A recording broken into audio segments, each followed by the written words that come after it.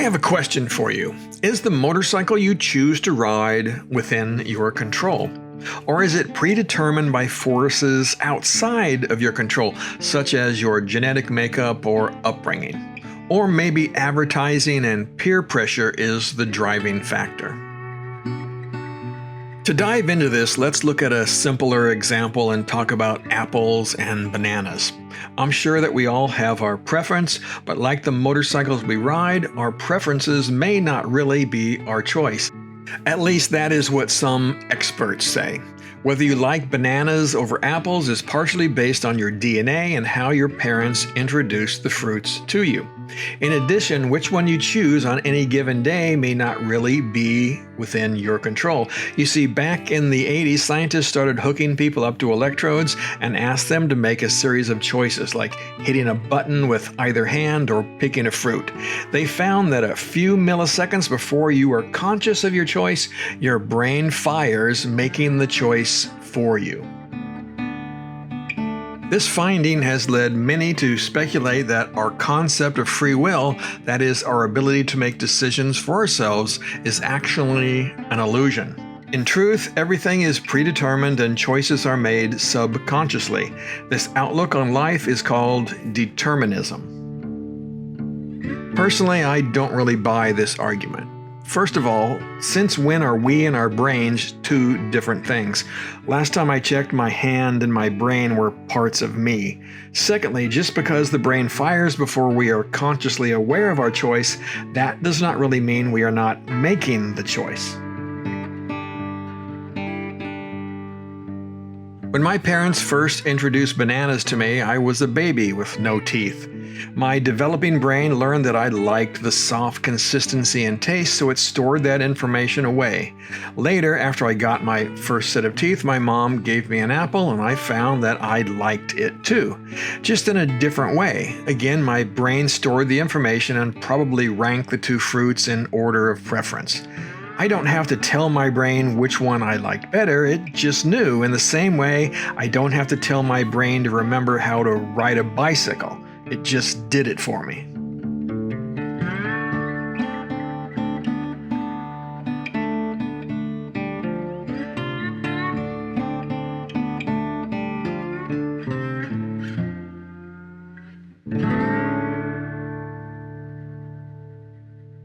So here I am at 65 years of age, and I have now had thousands of bananas and apples. In fact, I have them on my counter and in the fridge right now.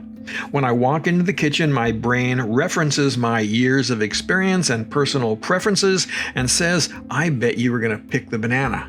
But that does not mean my brain is acting independently and forcing me to reject the apple. In fact, I often override that long-standing preference for bananas, especially later in the day or when it's hot outside. That is when a crisp, sweet apple hits the spot. Of course, my brain has stored all of that information as well. Riding a motorcycle is another thing that illustrates just how amazing your brain works.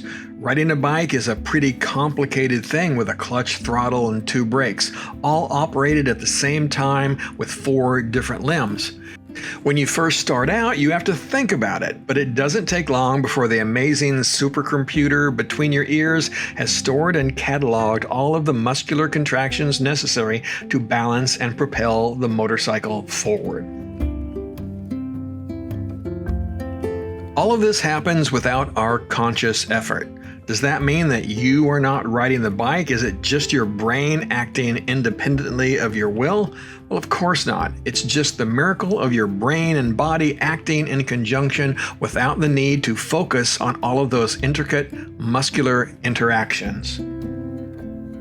In martial arts, this state of doing without thinking is called Mushin no Shin, or mind without mind. We're able to act without thinking because we have trained to react when presented with a threat.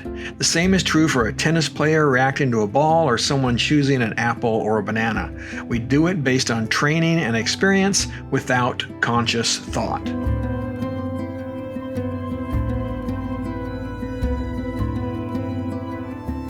It is, of course, possible to override these instinctual responses when the need arises. For example, we train to visualize a corner in our minds, plotting the perfect outside, inside, outside course, but sometimes that course is not safe. There may be a car or a pothole in our path, and we need to consciously choose to avoid the obstacle. The fact that our brains work to determine the appropriate response to any given situation before we are consciously aware does not disprove free will. It just testifies to how amazing our brains really are. What is true is that our DNA, upbringing, experience, and things going on around us play a role in the choices we make. It is impossible to make a choice that is completely free of these outside influences. So then, what is free will? As we have discussed, it is not the ability to make decisions in a vacuum. That is impossible. We cannot change our DNA or our parents or the horrible things going on in the world, but we have the ability to choose how we respond to all of those outside things that are out of our control.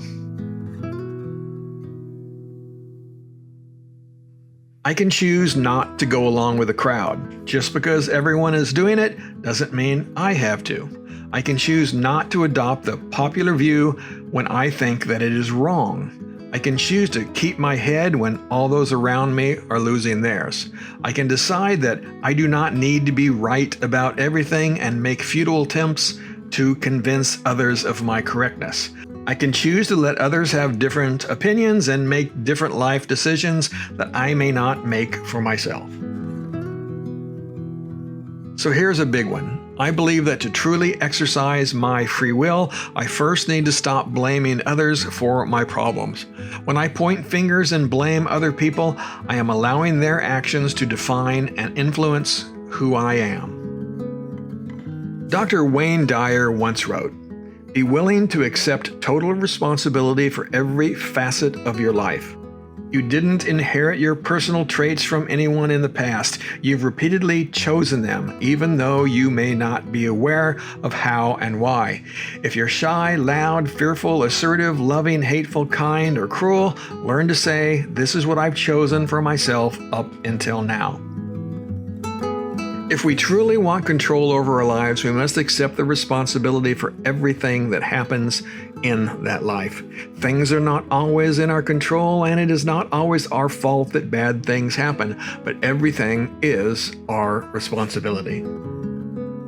We can argue about free will and determinism until the cows come home, but the truth is that even those that believe we act only as we have been programmed by our genetics and upbringing, they get up every morning and live their lives as though they have control over their choices. Bottom line here is, real or illusion, how does it change your life or my life?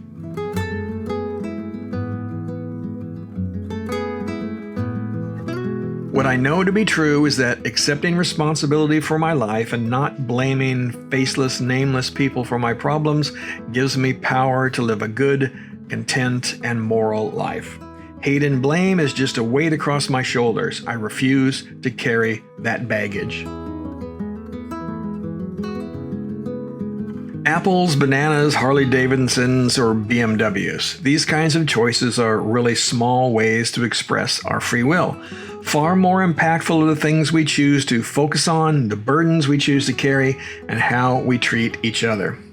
I will leave you with another quote from Dr. Wayne Dyer. "Perhaps the greatest lessons of my life have revolved around the slogan of the recovery movement, 'Let go and let God,' a notion that involves relinquishing ego's attachment to or fear of something. The single most pronounced attachment for most of us during the morning of our lives is the attachment to be right.